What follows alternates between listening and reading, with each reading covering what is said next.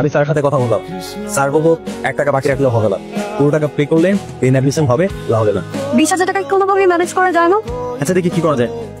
আচ্ছা আমি কি বলবো, হেল্প করতে পারি? আপনি কেন হেল্প করবেন? ওই যে বললাম আপনি লোকাল বাসের কোনো অপরিচিত যাত্রীরা, কিন্তু টাকাটা ব্যাক দিতে হবে কবে? কোনো প্রেশার নেই, গেটিং পারবে সেদিন। আসলে আমি আমার একটা ফ্রেন্ডকে হেল্প করে বিপদে পড়ে গেছি। বিবিএতে অ্যাডমিশনের জন্য বাসা থেকে 60,000 টাকা নেই। আমার একটা ফ্রেন্ডের মা অসুস্থ, তাই 2 দিনের জন্য 20,000 টাকা দেয়।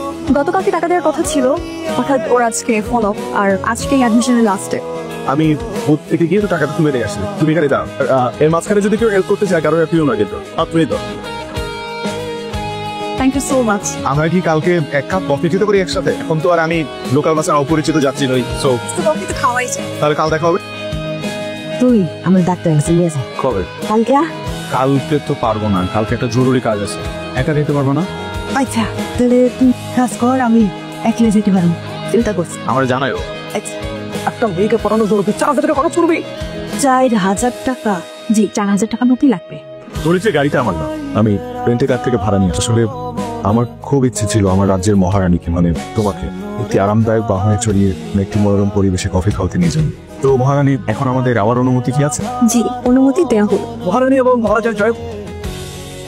আমি তো ভেবেছিলাম আপনি কোনো কফির সাথে নিয়ে আমাকে কফি খাও। আমি আমার মহারানীর জন্য স্পেশাল কিছু করতে চেয়েছিলাম।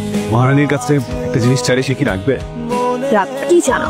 আমি মহারানীকে চাই, মানে মানে আই লাভ ইউ, প্রেমে পড়ে গেছে তোমার। আপনি আমাকে না চিনুন না চিনুন, আমি চিনি তোমাকে, তুমি আমার মহারানী। I love you. বাহ,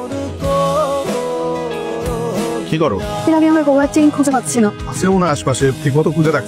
ওরে খুঁজে খুঁজে পাচ্ছি না। তোমার গলায় তো ছিল, কোথাও করছে নাকি?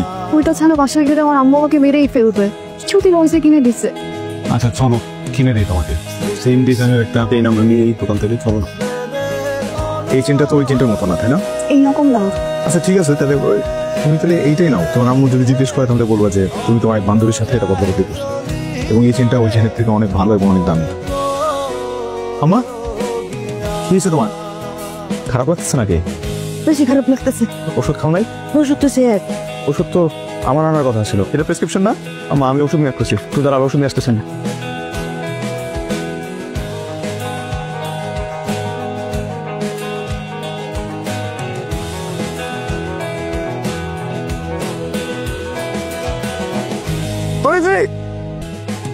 কি করতেছো তুমি?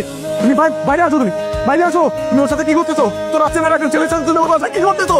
আজব তো, না ও আমার গার্লফ্রেন্ড, ও আমাকে আসতেই পারে। আর ইউ ও হেটে করো, তাহলে তোমারই প্রবলেম হবে। তুই প্লিজ আমার কথা বলে চেষ্টা করো, তুই প্লিজ, এই দোয়াইছে ব্লেক প্লিজ, দোয়াইছে